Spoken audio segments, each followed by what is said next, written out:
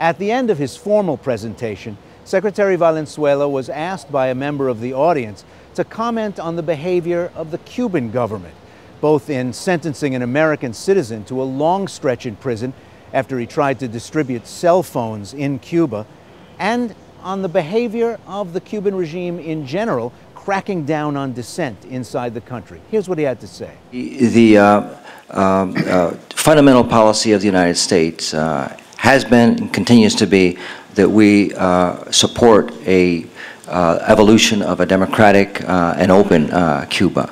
That's in the interest of the Cuban people. It's in the interest of the United States.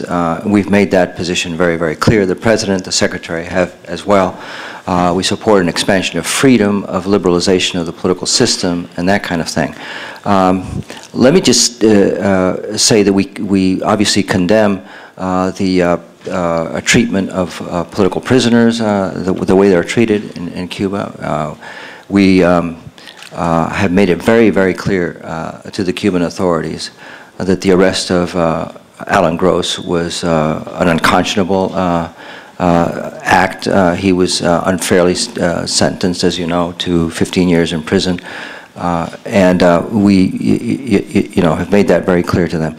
Where I would somewhat disagree with you, Ted, is on this score. You said that the liberalization of the purposeful travel policy towards Cuba is not aimed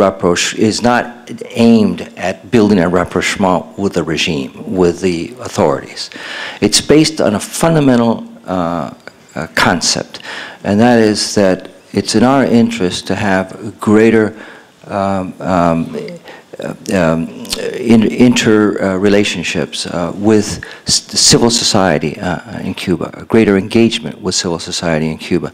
And the best people to carry out that engagement are, in fact, our citizens, our civil society. We've seen this in other places in the world.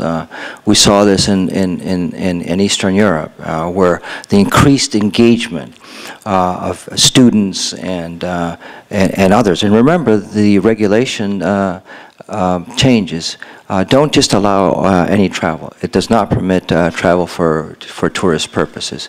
It's not aimed in any way to provide additional resources to the Cuban state.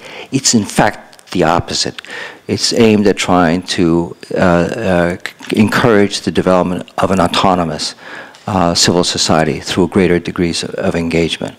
And we think that that is something that the Cuban people want, and it's something that the American people want, and I think that it will serve our interests as we move forward. Thanks. Later in the question and answer portion of the program, Secretary Valenzuela was asked to comment on President Hugo Chavez of Venezuela and that government's latest moves. Take a listen. Let me make clear that we've been, and we've stated this publicly many times, and that is that we've been very, very concerned about the populist tendencies, the authoritarian tendencies in Venezuela. We've made that clear. We've been concerned about attacks on freedom of the press. We've been concerned about the growing sort of centralization of power. We're concerned also about the fact that there's the increases in narco trafficking and things like that in Venezuela that are really quite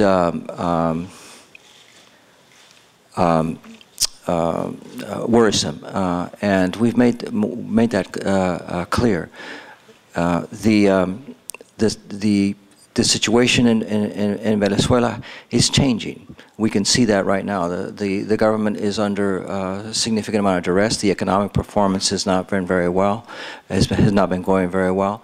And the opposition and the democratic sectors did participate in the recent election, and they've been gaining some additional ground. And I think that that's an important trend in Venezuela. I think we've seen, very frankly, and I would make a strong defense of this point, that where maybe 4 or 5 years ago, a lot of people perceived that there was sort of an ascendancy of the ALBA group, that they had a very significant, strong voice in much of the hemisphere. We've seen, in fact, a greater degree of isolation, and they simply have lost a significant amount of ground. And when I mentioned in my remarks the remarkable uptick in public opinion support for U.S.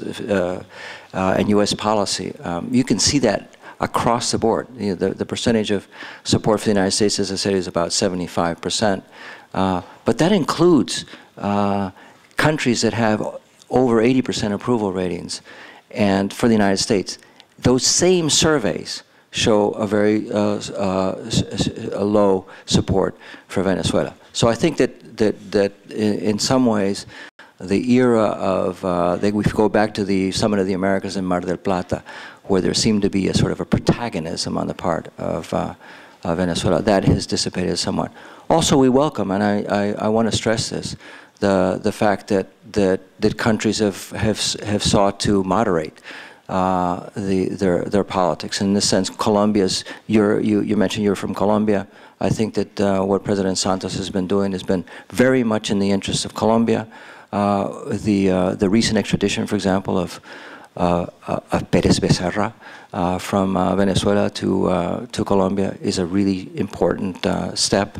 And it shows that, in fact, President Santos has been able to deflect somewhat the original concern that a lot of people had for support for the FARC.